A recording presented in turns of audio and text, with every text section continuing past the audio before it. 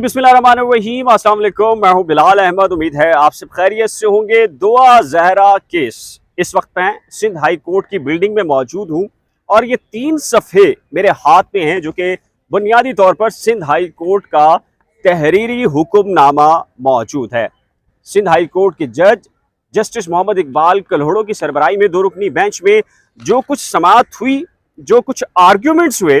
वो तमाम तर हकायक मैं अपने पहले व्लॉग्स के अंदर भी बता चुका हूं और इसके अलावा आप मेन स्ट्रीम मीडिया पर भी दुरुस्त किस्म की जो रिपोर्टिंग है हकायक और सच पर मबनी वो देख चुके होंगे। लेकिन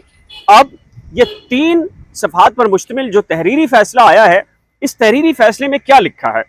जज ने क्या ऑब्जर्वेशन दी है और इसमें जो बुनियादी खामियां हैं वो बुनियादी खामियां क्या हैं, और जो बहुत सारे लोग सुनने वाले ये सुनना चाहते हैं, समझने वाले समझना चाहते हैं कि अब दुआ जहरा केस का क्या बनेगा।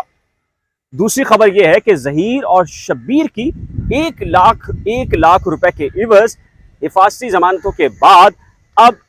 जमानत कबल अज वक्त की जमानतें भी मंजूर हो चुकी हैं। तो आपको ताज़ा तरीन अपडेट्स और इस तहरीरी फैसले से आगाह करते हैं।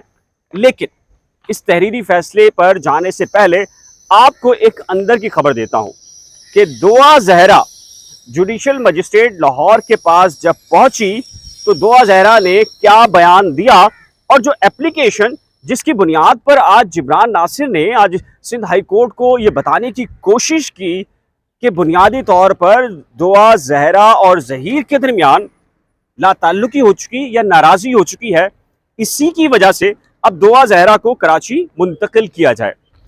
25 से 30 मिनट का वो वक्त दौरानिया जब लाहौर के जुडिशल मजिस्ट्रेट ने दुआ जहरा को बुलाया,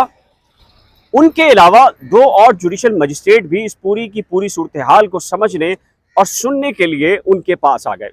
25 से 30 मिनट तक दुआ जहरा ने अदालत को क्या बयान दिया और हमने उनके वकील से ये पूछा कि आपने अपनी एप्लीकेशन में ये क्यों लिखा कि दुआ जहरा और जहीर के माबैन कोई नाचाकी हो चुकी है या फिर वो जहीर के साथ नहीं रहना चाहती। तो उनके वकील ने यह कहा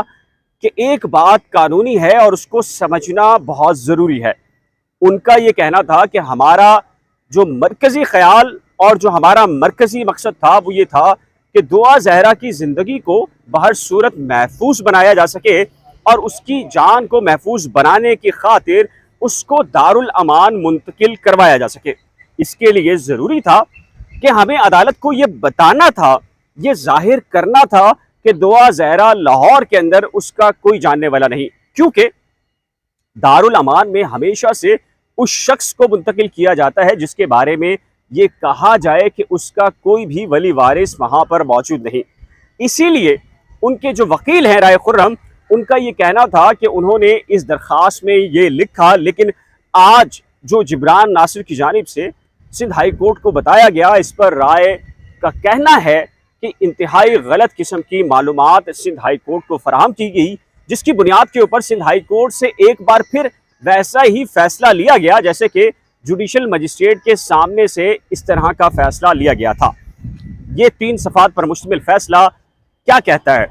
जस्टिस मोहम्मद इकबाल कल्हड़ो और जस्टिस कौसर सुल्ताना ने जो दस्तखत जिस फैसले पे किए हैं उसमें वाज़े तौर पर अदालत ने यह कहा है कि दुआ जहरा ने अपने वालिदैन की जानिब से संगीन नौयत के ख़तरे की कहा है और ये कहा है कि उसको अपने वालिदैन से भी संगीन नौयत का ख़तरा मौजूद है। और साथ में ये भी कहा कि चूँकि एप्लीकेशन के अंदर लिखा है कि जहीर से भी उसके ताल्लुकात बहुत अच्छे नहीं, लिहाजा एक और बहुत ही अहम बात है जो कि अदालत ने इन 3 सफ़हात में लिखी है।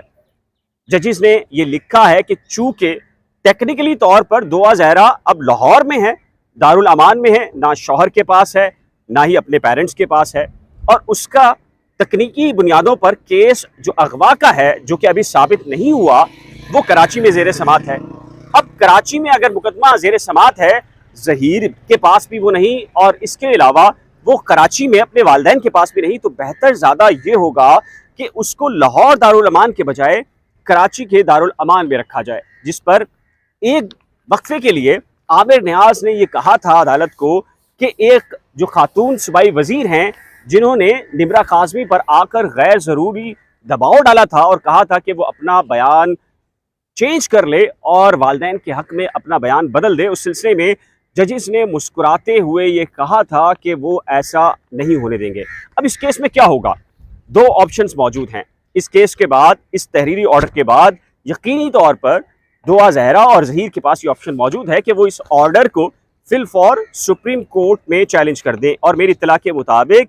ये आज शाम या कल सुबह सुप्रीम कोर्ट ऑफ पाकिस्तान में चैलेंज हो जाएगा, जिसमें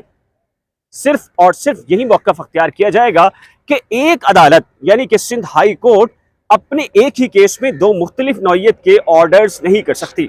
इससे क्योंकि इससे कबल जस्टिस जुनैद गफ्फार की सरबराही में दो रुकनी बेंच ने दुआ जहरा को बालिग करार दिया और ऑन ओथ स्टेटमेंट लिया और शौहर के साथ यानी जहीर के साथ भेज दिया। आज इसी सिंध हाई कोर्ट के दो रुकनी बेंच ने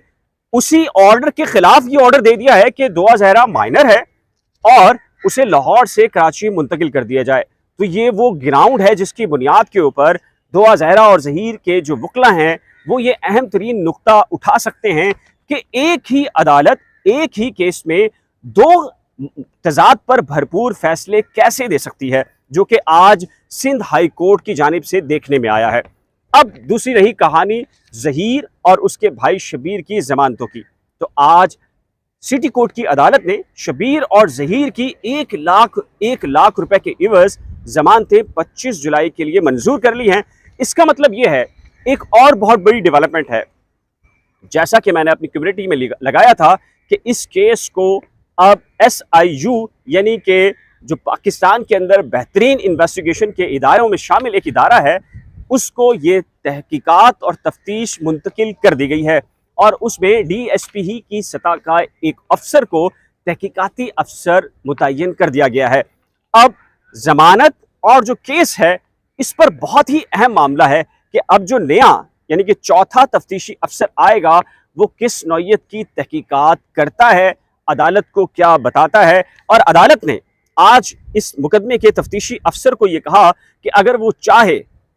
वो चाहे तो दुआ जहरा को लाहौर दारुल अमान से कराची दारुल अमान मुंतकिल किया जा सकता है और वो ला सकता है। लेकिन साथ ही ये कहा है कि इस पूरे इन 3 सफ़हात में जो कुछ भी लिखा है इनका ट्रायल कोर्ट पे जो भी केस होगा उससे कोई ताल्लुक नहीं और ये फैसला उन पर असर अंदाज नहीं होगा। अब देखना यह है कि एक नई सिचुएशन है, जैसा कि मैंने डे 1 से कह रहा हूं कि ये केस चूंकि अब सुलहनामे की तरफ नहीं जा रहा तो दोनों फ्रीकैन एक दूसरे के खिलाफ कभी बढ़तरी कभी हारते दिखाई दे रहे हैं। लेकिन ये मामला कितने महीने में निपटेगा या कितने सालों पर मुहित होगा, ये सब कुछ कहना कबल अज़ वक्त होगा। इस सिलसिले में आपकी राय क्या है? अपनी कीमती राय का इजहार नीचे दिए गए कमेंट सेक्शन में जरूर तहरीर कीजिएगा। एक नए व्लॉग के साथ जल्द मिलेंगे तब, लेकिन उससे पहले रिक्वेस्ट है कि अगर आपने मेरे YouTube चैनल को अभी तक सब्सक्राइब नहीं किया, बराह करम सब्सक्राइब, वीडियो को शेयर, लाइक और बेल आइकन को लाज़िम प्रेस कीजिएगा। अल्लाह हाफिज़।